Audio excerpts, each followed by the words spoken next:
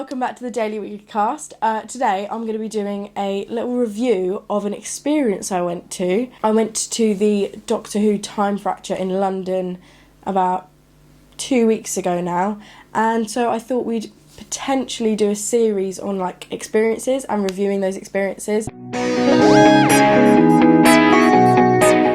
Because I've seen some reviews online and I want to denounce those reviews because a lot of the reviews for this experience online are from when they first opened and COVID was a massive thing.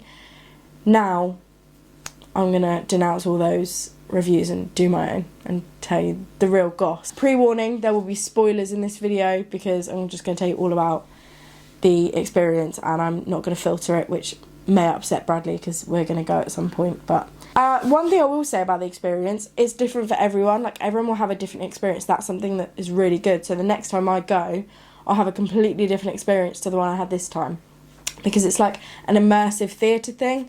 And I don't know if anyone ever went to the Doctor Who experience in London, in Cardiff, but that shut down. I went, and then a few months later it closed down, so that was quite sad. But this is better. So if you ever went to the Doctor Who experience in Cardiff, the Doctor Who Time Fracture, in my opinion, is better. It's kind of got like a London Dungeons kind of vibe, where it's like immersive theatre, but it's, in my opinion, even better because you really get like sucked into the action kind of thing. So when you get there, it's kind of like a secretive location, but it's not. And outside there will be people who are from UNIT, and me being technically in the army, I told them their berets looked awful because they did. They wore like red berets and they had all the kit on and stuff, and they like check you in, and they're from UNIT, which was pretty cool. So I was under the impression it was going to be kind of like all about UNIT, and I was like, oh, I don't know about this. I can confirm it's not. The UNIT vibe kind of ends after the first scene, shall we say. So you go in and there's a free cloakroom. On the reviews it says it's not free. It's now a free cloakroom. You get a ticket that you've got to keep. It's like a raffle ticket you've got to keep. Hand it in at the end and you get all your stuff back. You go in and you get a really cool like video from Kate Lethbridge-Stewart. It's really cool, so she's got involved in that. At first I was like, is this what it's going to be like, the whole thing, you know, like videos and things like that, but it isn't. You then go through a door and I got a compliment on my scarf because I was wearing my lovely Doctor Who scarf. He was like, lovely scarf by the way. I was like, thank you. We went through and you're in this like big room full of scientists. People are running about, there's like alarms going off, there's screens everywhere showing news broadcasts and stuff of Cybermen, and it's going mad.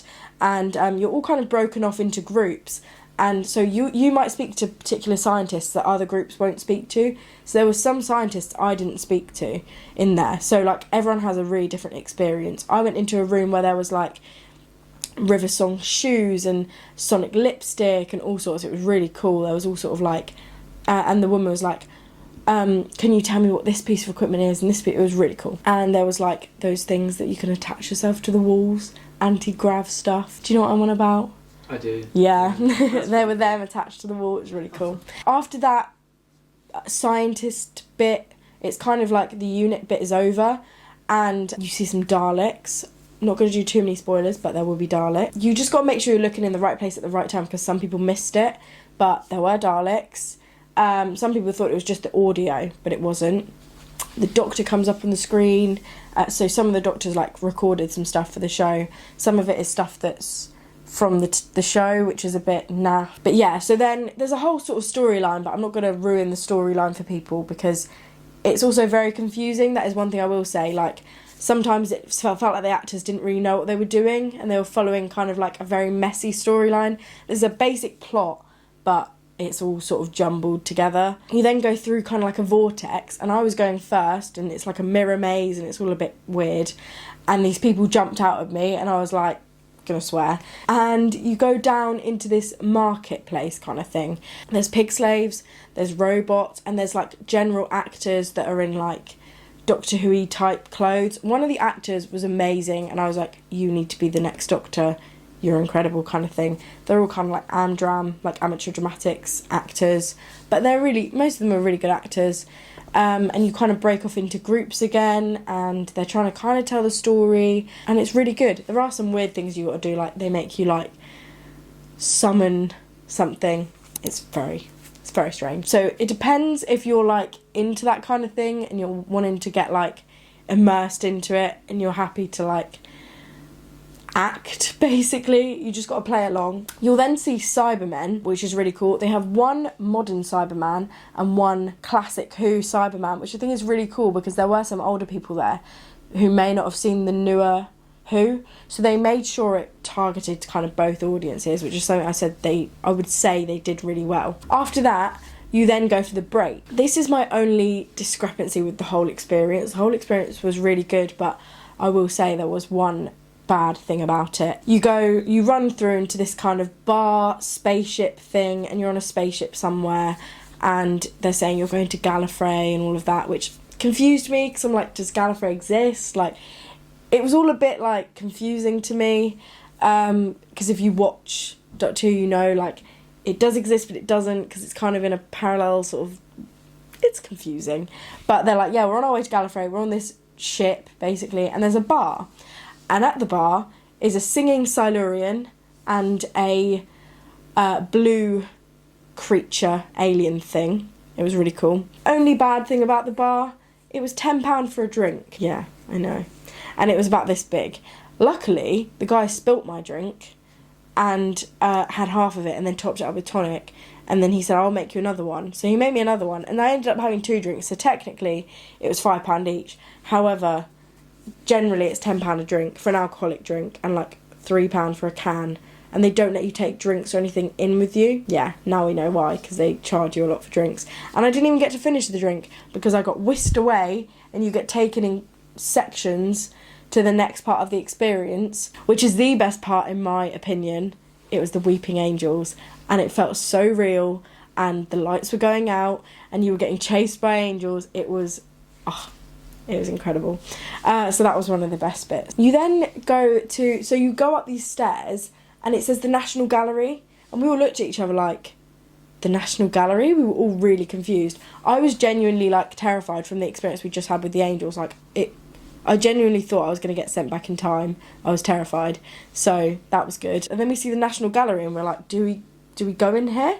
We open it, we go in, and there's the No More painting that's 3D, and someone climbs out of it and starts talking to us about how we're going to go to the Gallifreyan Council. And we go into this Time Lord Gallifreyan Council, and it's all a bit confusing, but you're either on the side of the Time Lords or you're on the side of the human race, and it's like a big debate and argument, and it's really good. Like I said, I'm not going to ruin it, because when you get there you'll kind of understand the story. Once that's done, you then go through and you can take a photograph of the TARDIS, which is quite cool. There's a TARDIS console at the beginning, but you don't really get a chance to take a photo with it. It was the classic Who console. But you get to take a picture outside the TARDIS, and then you can go and pick up your coat and everything, and you can go to the gift shop. And you may notice I'm wearing a Doctor Who Time Fracture gift shop t-shirt. I think it was £25, which isn't too bad because it's like merchandise, and it's proper merchandise for that particular experience. There's a few you can get. You can get a Weeping Angel one. I didn't get the Weeping Angel one because the image of an angel becomes itself an angel, so I didn't get that one. And I got this one because it had the London Eye on it, and I went on the London Eye for the first time. So it was it was like best of both worlds for me. There isn't a lot of merchandise in there. There's mostly like unit t-shirts, these types of t-shirts, Weeping Angel t-shirts, mugs, key rings, face masks. It's not what I thought it would be. I thought there would be like sonic screwdrivers and things like that, like a scarf. So that was a bit rubbish. It wasn't the best gift shop in the world. It's also, you can visit the gift shop, like, generally. You don't have to do the experience to get into the gift shop. The gift shop is just there. So if you ever want to, like, visit the Doctor Who Time Fracture gift shop, you can. Like I said, it's not great, and I feel like you'd only really buy something from the gift shop if you had done the experience, if you know what I mean. There's no point in having a Time Fracture t-shirt if you didn't do the experience. Overall, I would love to give it a 10 out of 10, but I'm not going to, because the drinks were massively overpriced. And that was annoying to me. And I was just like, you kind of ruined it. I'd also say sometimes the actors seemed a bit confused. They were good at like improvising, but the timeline sometimes was a bit confused. I think everyone was like running around not knowing what to do. There were times when alarms went off and everyone would hit the floor, and then there'd be a few of us like, what's going on? We haven't been explained this. So I think sometimes it was a bit of a confused experience, but overall I really enjoyed it. Best part was the Weeping Angels, and it was just a really good overall experience. So I'd probably give it a 9 out of 10. It only drops because of the slight confusion and the £10 drinks that aren't even that good. They have cool names though. They have like the sonic screwdriver and stuff like that, which was quite cool, and like the, I don't know, time bomb. So it was really good overall, and if you're ever in London, I would recommend. Tickets are £48 I think, which I didn't mind paying because it was quite good. So yeah, thank you for watching this video. Make sure you like, comment, subscribe, do all that fun stuff, and we might do potentially a series of reviewing experiences. Thanks for watching.